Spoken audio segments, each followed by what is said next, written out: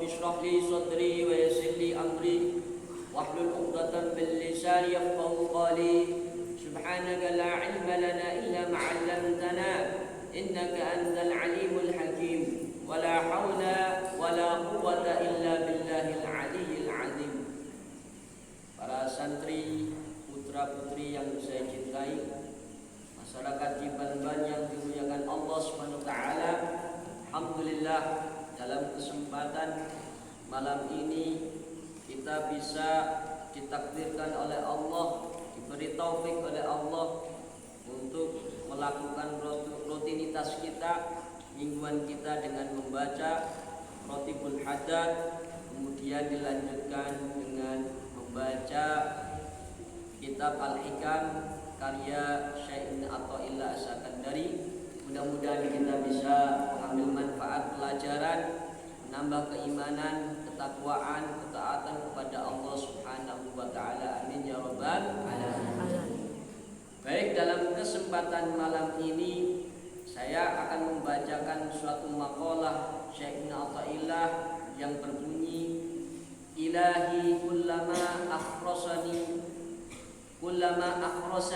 lu'ni antaqani karamuk wa kullama ayasatni awsafi atma'atni minnatuka.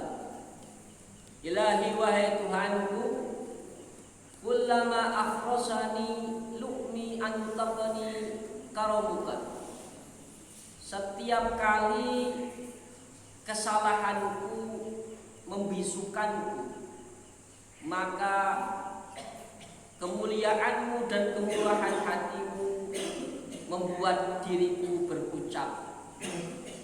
Ini adalah maqalah Ibnu Atha'illah menggambarkan bagaimana kita sebagai manusia tentunya memiliki banyak kesalahan, banyak dosa, sehingga membuat kita itu tidak pantas untuk memohon dan meminta kepada Allah sesuatu apapun. Ya, karena apa? Kita selalu dikerumuni dengan berbagai macam kelumputan dan kesalahan serta dosa. Setiap menit kadang pasti terpintas dalam pikiran dan tingkah laku kita untuk melakukan kesalahan, yang mana menurut ajaran agama adalah dosa.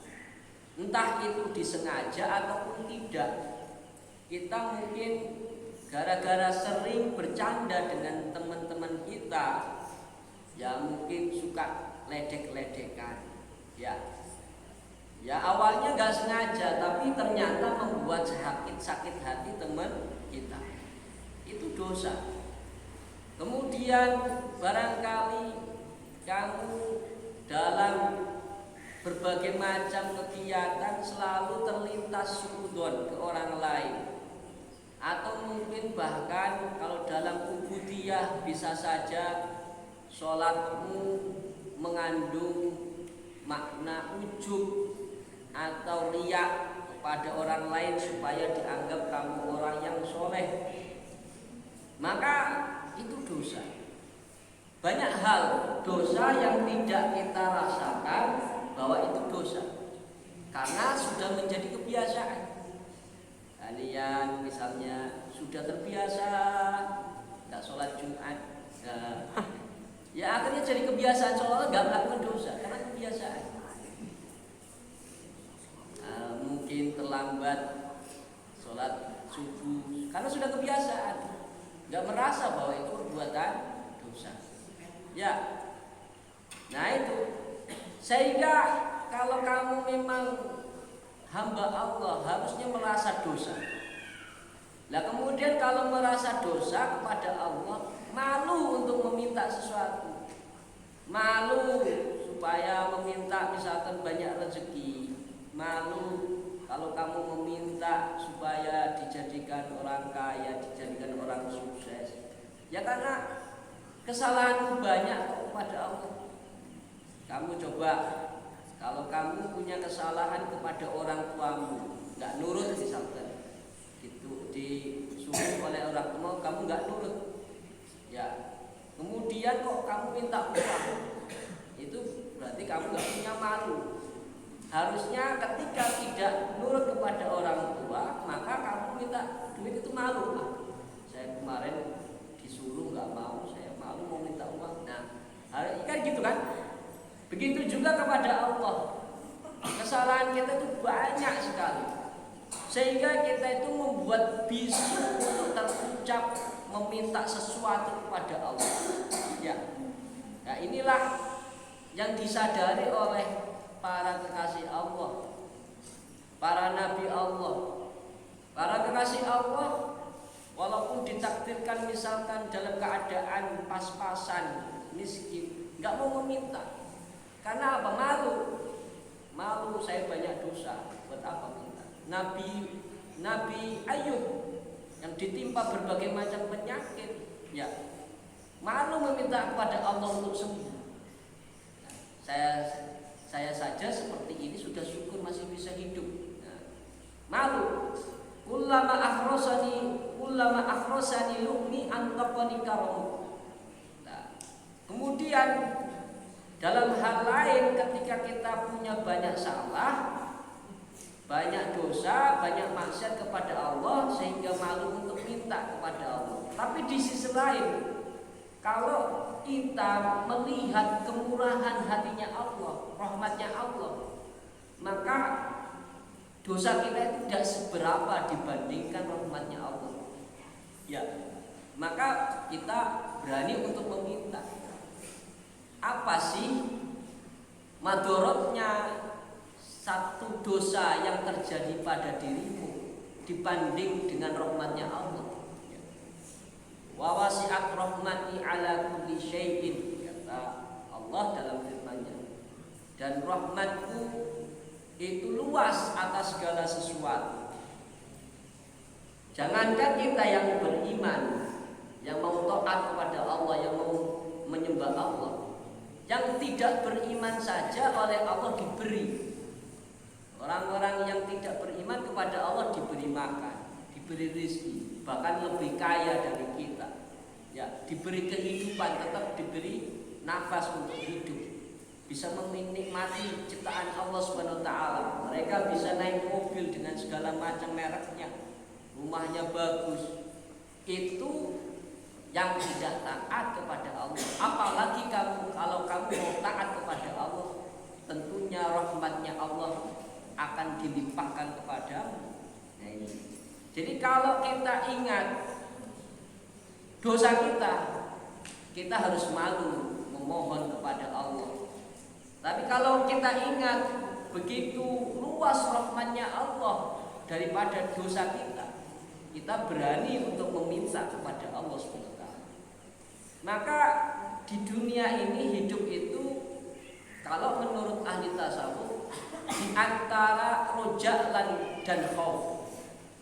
Di sisi lain kita harus punya harapan ketika berbuat dosa, karena rahmatnya Allah luas. Ketika kamu melakukan suatu dosa, ingatlah rahmatnya Allah. Misalnya kamu sudah sering tidak sholat, ya, bertahun-tahun tidak sholat. Jangan sampai kamu mengatakan, sudahlah takdirnya saya akan dimasukkan neraka. Jangan sampai ngomong gitu. Karena rahmatnya Allah itu lebih luas daripada dosamu. Itu maka kamu harus punya sifat roja, sifat harapan. Ya.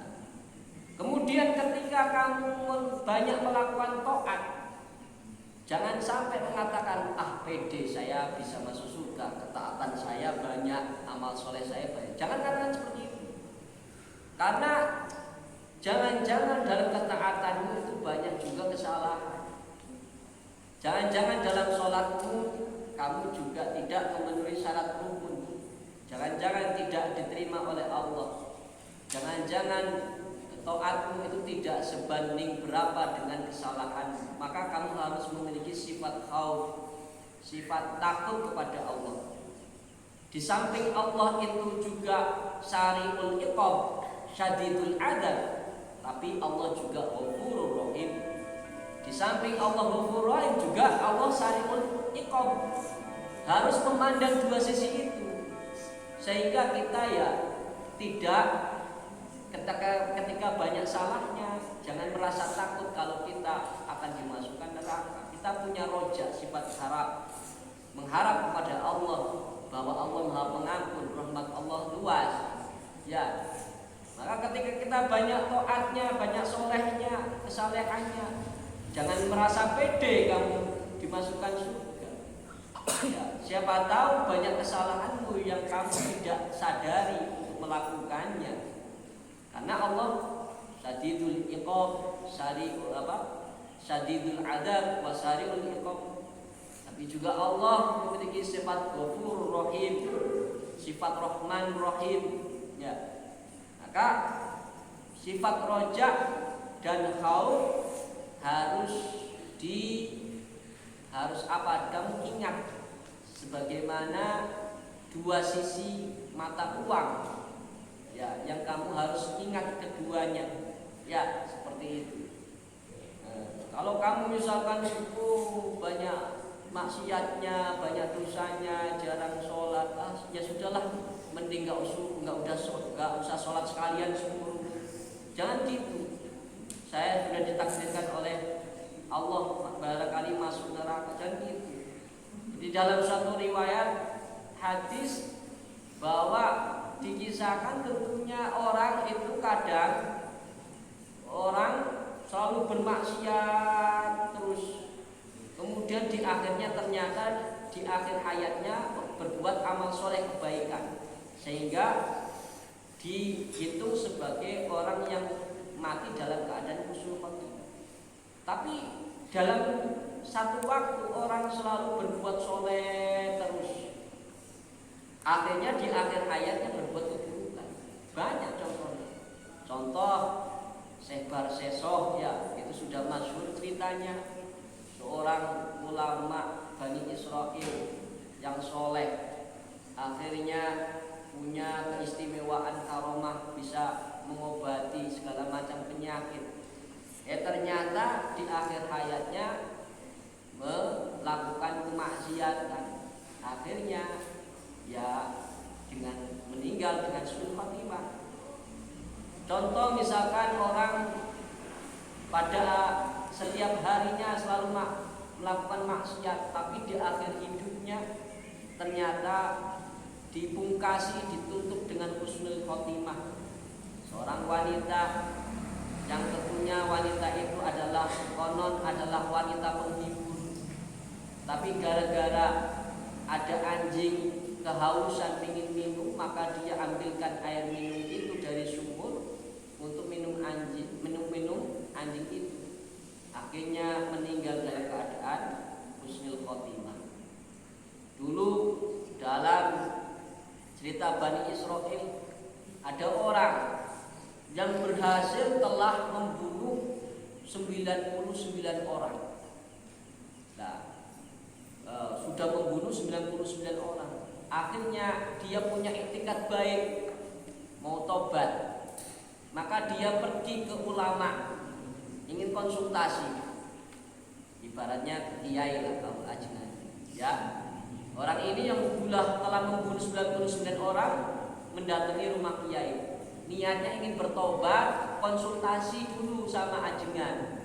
Ajengan, saya sudah berhasil, saya telah membunuh 99 orang. Kira-kira kalau saya mau tobat, diterima nggak tobatnya? Jawabannya ajengan bagaimana? Oh, kamu nggak diterima tobatnya. Sudah membunuh 99 orang. Oh, ini dalam batinnya, oh ini kurang ajar ajengan. Lengkapin saja jadi 100 orang. Ini ajengan 100 ajengan yang dibunuh jadi 100 orang.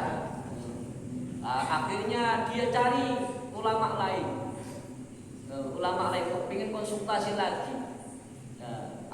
Cari ke rumah ajengan yang lain, ulama yang lain.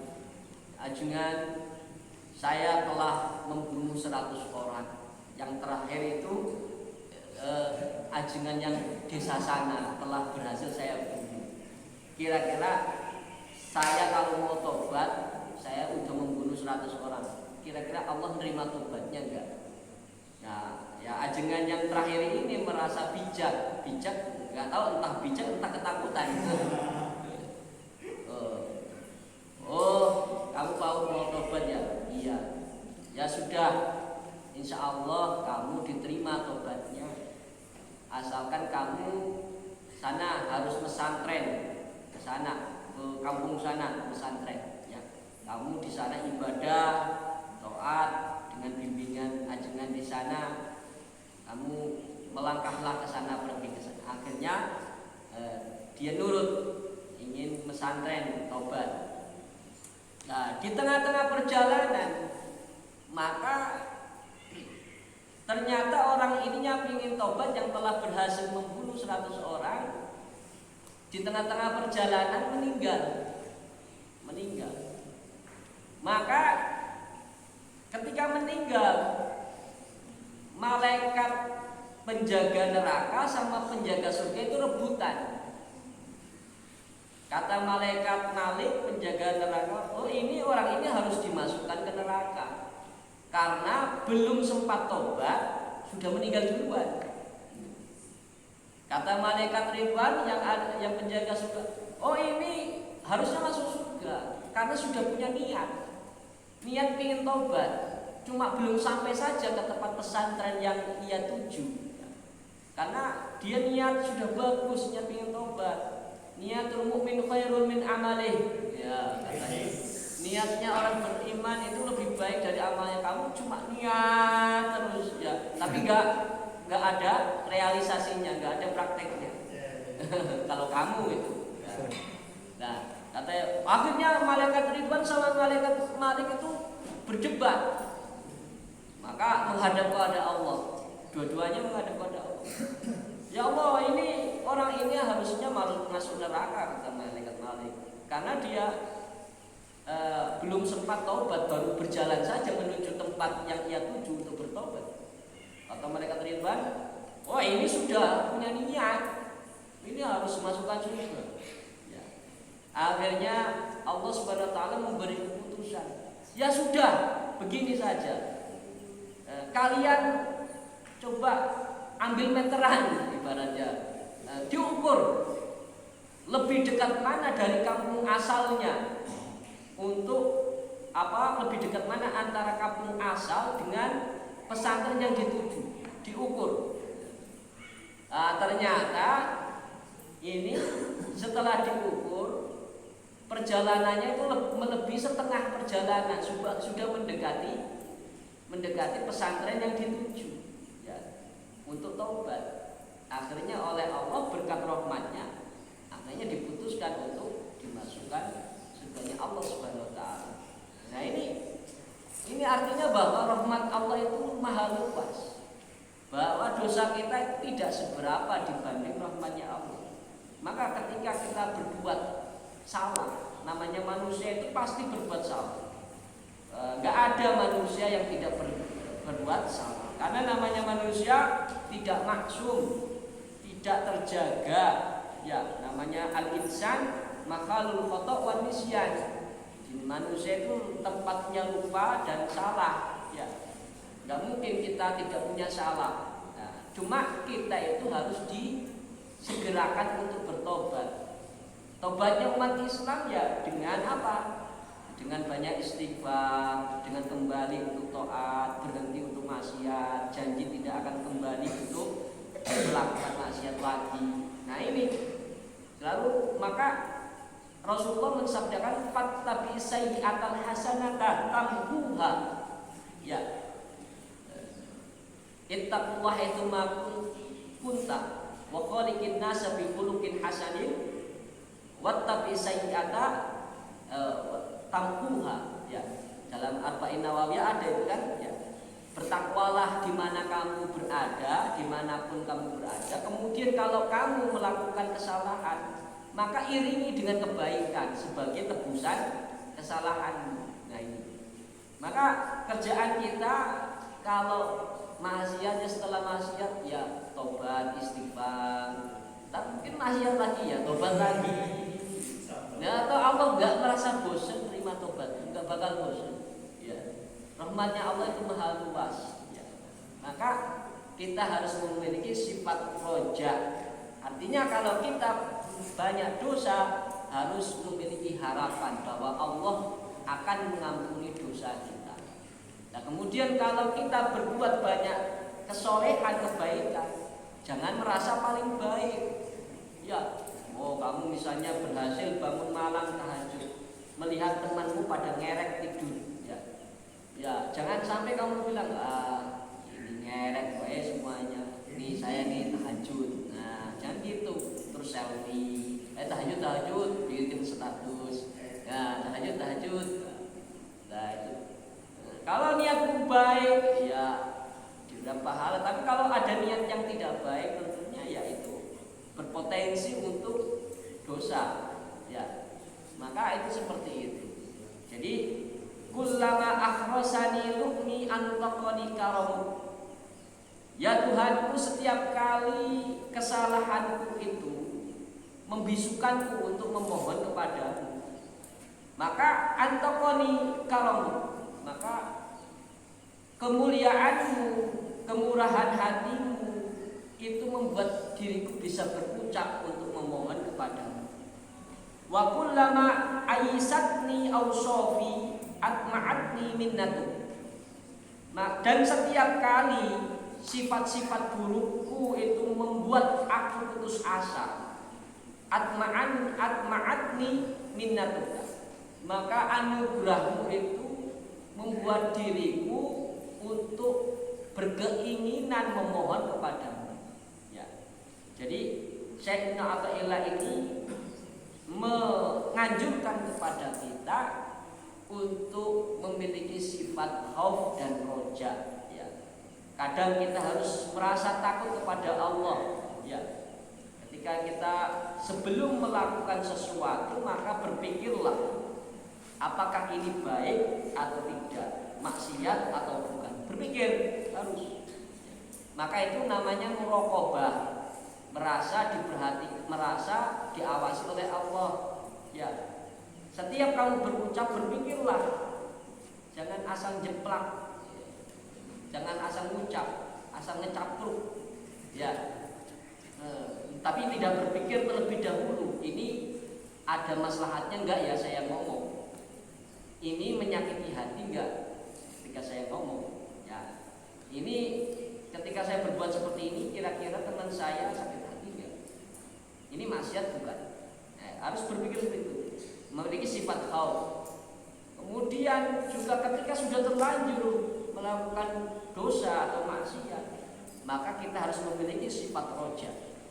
Sifat roja, sifat pengharapan, optimis bahwa kesalahan kita itu insya Allah diampuni oleh Allah Subhanahu wa Ta'ala, karena Allah juga memiliki sifat Ghafurur Rahim, Rahman Rahim.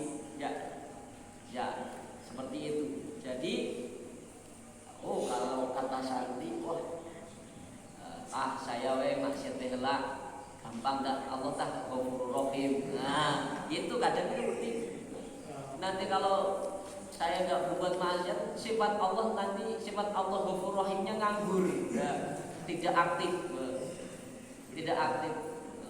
nggak kepake, maka maksiat saja dulu. Jangan gitu, tapi ya jangan gitu. Ya, jadi kita harus memiliki sifat roja dan khauf dalam setiap kali kita berbuat, sehingga kita punya takaran, punya standar dalam melakukan sesuatu hal. Ketika kita banyak salah, kita harus optimis bahwa Allah akan mengampuni kita. Ketika kita banyak kesolehan, amal soleh, maka kita harus memiliki sifat khauf. Jangan-jangan ini ibadah saya banyak kekurangannya, amal soleh. Jadi tidak takabur akhirnya. Kalau punya sifat khauf ketika banyak amal soleh. Tapi kalau tidak punya sifat khauf ketika banyak amal soleh, maka kamu berpotensi untuk takabur, berpotensi untuk riya, berpotensi untuk ujub. Ya, merasa pang soleh. Merasa pang soleh. Ini loh gue soleh, hormati gue dong. Gitu. Gak mungkin orang ganteng itu diaku oleh dirinya. pengakuan itu pasti datang dari orang lain. Ini lo gue cantik, nggak mungkin. Yang menilai kamu cantik harusnya orang lain, bukan dirimu sendiri. Begitu juga yang menilai kamu soleh adalah orang lain, bukan dirimu sendiri. Kalau dirimu sendiri itu namanya pencitraan, ya. Pencitraan. Jika politisi baik, ya, pencitraan. Ya itu saja mungkin. Kalau politisi kan gitu kan, dipampang spanduknya, dimerahkan wakil rakyat yang merakyat, ngaku diri sendiri, ya. Padahal rakyatnya nggak mengakui. Kadang seperti itu, menuju Indonesia makmur. Ya mengakui dirinya sendiri, tapi kadang tidak diakui oleh masyarakat. Ya itu jangan sampai seperti politisi, hanya pencitraan saja. Nah, itu saja mungkin yang bisa saya sampaikan. Wassalamualaikum warahmatullahi wabarakatuh.